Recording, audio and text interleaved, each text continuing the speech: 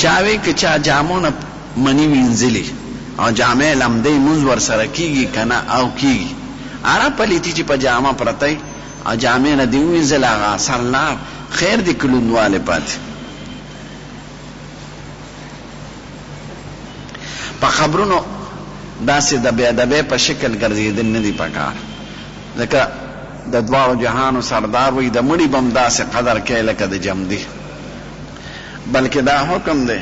سړی د کوم معزز قبري لکه پلار او مور د عزت په طریقه د مخې طرف نه ورشي سپکاوی د قبر قدمونه پې کېښودل دا بند دی د مسلمان سپکه نشته چاوی چې چا خېټه کې ضرر عامي مونځ یې نه قبلېږي نه په شرع کې خو ظاهر او شو دوباره پې قضا نشته ادا نه قبلېدل چې دي دا د خدای په دربار کې دي خدای پاک پیش او دی پیش او قضا خو پې نشته چې چا مونځ کړي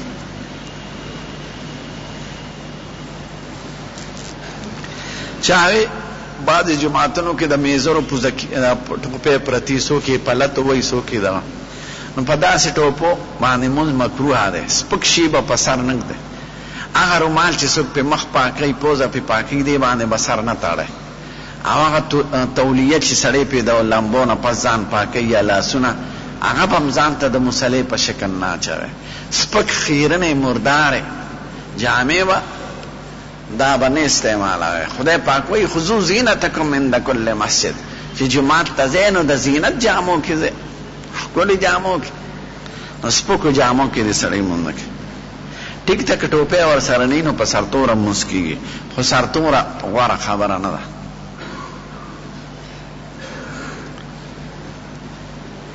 قضا مونځونه د مازدیګر او د سبا نه پس کېږي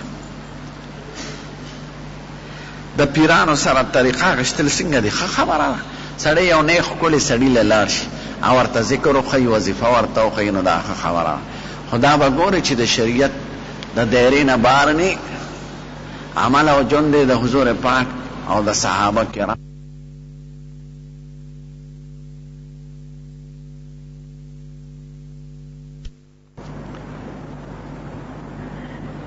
چاوی سړی څلور ښځې ساتلی شي نو په یو ورځ څلور ودونه کولی شي او بالکل په یو ګنټه کې په یو جومات کې څلور واړو سره نکاح وتړه دې کې څه پابندي چې خدای اجازت کړی دی نو څلور ښځې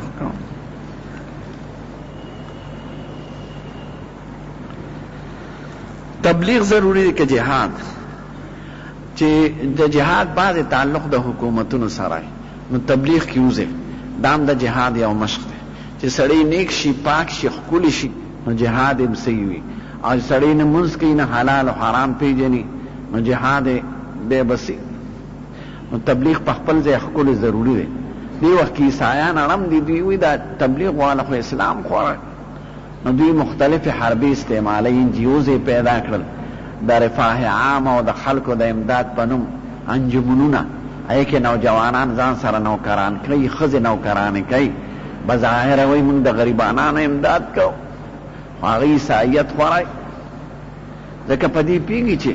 مسلمانانو دین حق دی الحمدلله نو په دارو درملو په خشتو ښځو په نوکرو په ډېرو پیسو ځکه مالدار ما لا بل یو دوه کسان مونږ خدمت خلق کوو ما خدمت خلق نه څوک انکار کوي د غریبانانو امداد کوو ډېره ښه خبره ده خو دا نورې خبرې چې دي پکې ځوانانې ښځې هم ولې اخیستې سویټزرلینډ تاسو له پیسې رالیږي دا مونږ یې د ترو زامن یو او د حکومتونو په واسطه ولې نه کوي نو دا خطرناکې منصوبې دي انجیوز د عیسایانو د یهودیانو دا تبلیغ لاره نیول غواړي نو تاسو د هغې مقابله وکړئ او شکر دی تبلیغ خلک په اخلاص نه د چا نه پیسې غواړي نه چا له پیسې ورکولی شي نه چا له هسپتالونو وباسي نه ښځې دي ورسره خشته ښځې چې خلکو باندې لاسونه وایي نو د دین کار کوي نو کار پکار نو تبلیغ په خپل چې جهاد اعلان وشي بیا به ټول جهاد له ځو انشاءالله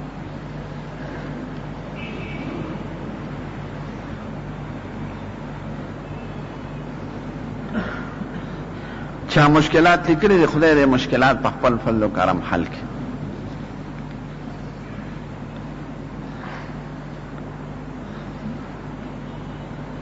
کچا اذان جواب به ورکوي نو که بانګ کې اشهد ان محمد رسول الله واورېده هغه شان به وایي او مقه شان وایه.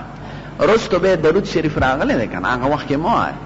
چې اذان ختم شي نو د مسلم شریف حدیث دی یو ځل به درود شریف ووایه ځان سره په پټه. دی به دعا د وسیلې وکړي اللهم رب هذه الدعوة التامة والصلاة القائمة آت محمد الوسيلة والفضيلة وبعثه مقاما محمودا الذي وعدته. نو درود شریف په د بانګ نه پس راغلی هر مسلمان به وایي بانګي به هم وایي نور به هم وایي خو په پټه به وایي ځان سره. او دا اذان جواب به هم ځان سره وایي په زوره به نه وایي او دعا د وسیلې به هم په ځان له وایي په پټه نه به مؤذن په زوره وایي په لوټ فکر کې ځکه زیاتې په اذان کې ښه نه دی نه صحابه کرامو داسې کړي وي. نو د دواړو جهانو سردار او د هغه ښکلي ملګرو صحابه کرامو چې څنګه کړي دي هغه شان کوئ.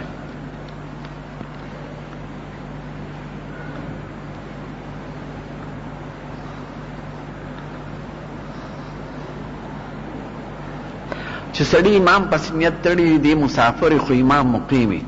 نو چې هغه څومره مونځ کوي دی به هغومره مونځ کوي. نو که هغه 2 رکعاته کړي دی به هغه سره 2 رکعاته وکړي په 4 کې او 2 ته به پاسي سړی به د امام تابع وي. که دی مسافر یې هم به پوره مونځ کوي. الا ان تتقوا منهم تقا معنا دا د آیات کې چې دوستان منیسه او کافرانو سره لین دین کوي یا بعض معاملات چې د خپل احتیاط په بنای بظاهری ور سره جوړ ساته چې مونږ ته تکلیف نه رسینو. الا ان تتقوا منهم تقا دا معنا را که جو ور سره ساته د خپل بچو په غرض نو خیر د زړه مینا نه د مړي پسې خیرات پړم به ورځ روا ده کنه هر ورځ روا ده پړم به روا ده په دویم په دریم خو د رواج په شکل نه د خیرات په شکل. خیرات تکړی طالبانو له ولېګا جماعت ته ولېګا مدرسې ته ولېګا میلمستیا بنده ده چې د مړي په کور خلک پند پروسي. بعضې علاقو کې دی چې مړی علي چې د دیګ ټنګ ووري او د جنازې خلک په ټول راشي بیا د مړي په کور کښېني. دا ښه کار نه دی. نه د مړي کور سره به تاسو احسان کوئ او خیرات کې پابندي نشته. خیرات خو چې خیرات یې په رښتیا رواجي خبرې دي خیرات کې پابندي نشته هر وخت چې کې خو د مړي په کور کې پند کېږي. مړي له دا پکار دي چې مدرسې له ولېږي یتیمخانې له ولېږي کونډو رونډو کره ولېږي. میلمستیا کې دی د کلي خلک به درنه خفه او میلمستیا عاجز باندې مړم شوی دی او ته پې میلمه کېږي. هغه میلمه خوړی شي چې د بار نه راغلی او کور یې نی هوټل یې نی هغه مجبورن خوري. نور د کلي خلک به د مړي کاره ډوډۍ نه خوري. د کلي خلک د کور خوري که نه هغه کې خیراتو کې وردي کې چاله چاوی د تماکو زکات چې پیدا شي ورکو او که د بټۍ نه پس ورکو که هغه وخت کې خرڅی بعضې خلک شنې پاڼې خرڅوي نو بس هغه وخت کې ورکه او که بټۍ کې کې نو چې هر څه پیوشي او بیا ډیپو ته یوسې قیمت پرې راشي بیا ورکه د پوره قیمت چې څنګه د خرڅ که هغه شان به زکات ورکړه. که په کچه دې کې خرڅ که د کچهو زکات ورکړه او که په پخه کې خرڅی د پخو به ورکړې. مړي نه پس دفن کېدو نه پس څومره ساعت ولاړه پکار دعا راغلې ده. حضور پاک ویلو وی دته دعا وکړي چې خدای پاک یې خبر په سوال جواب کې محکم او مضبوط لري. او یو صحابي وصیت هم کړو وی دومره ساعت ما ته ودرېږئ لکه چې حلال شي او تقسیم شي چې زه خدای زړه مې ټینګ شي چې خدای پاک ته بس. دا یو صحابي دی عمرو بن العاص دا نوم د مصر یې فتح کړی دی